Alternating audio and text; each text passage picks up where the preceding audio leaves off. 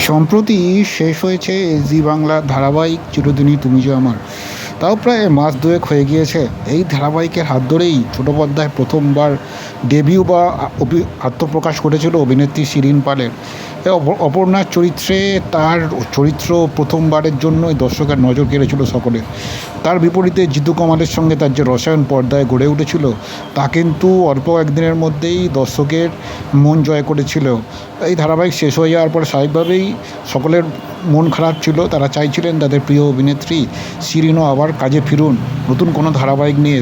এবার তাদের জন্যই সুখবর দিলেন শিরিন আবারও পর্দায় ফিরছেন, তবে ছোট পর্দায় নয়, হইচইয়ের আসন্ন এক ওয়েব সিরিজে তাকে দেখা যাবে।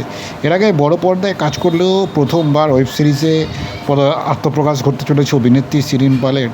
নতুন ওয়েব সিরিজটি হইচই প্ল্যাটফর্মে আসবে। এই ওয়েব সিরিজের নাম অজয়া। এখানে শিরিনের পাশাপাশি শিরিন যেমন একটি গুরুত্বপূর্ণ চরিত্রে থাকছেন, সোহিনী সরকার, শাগনিক চট্টোপাধ্যায়ের মতো অভিনেত্রীরা থাকছেন। সব মিলিয়ে সম্প্রতি নিজের সামাজিক মাধ্যমের পাতায় এই সুখবর ভাগ করেছেন অভিনেত্রী শিরিন। তার এই প্রথমবার ওয়েব সিরিজে পা রাখার খবরে স্বাভাবিকভাবেই তার অনুরাগীরা খুশি এবং তাকে তার এই নতুন প্রজেক্টের জন্য তারা শুভেচ্ছা বার্তাও জানিয়েছেন।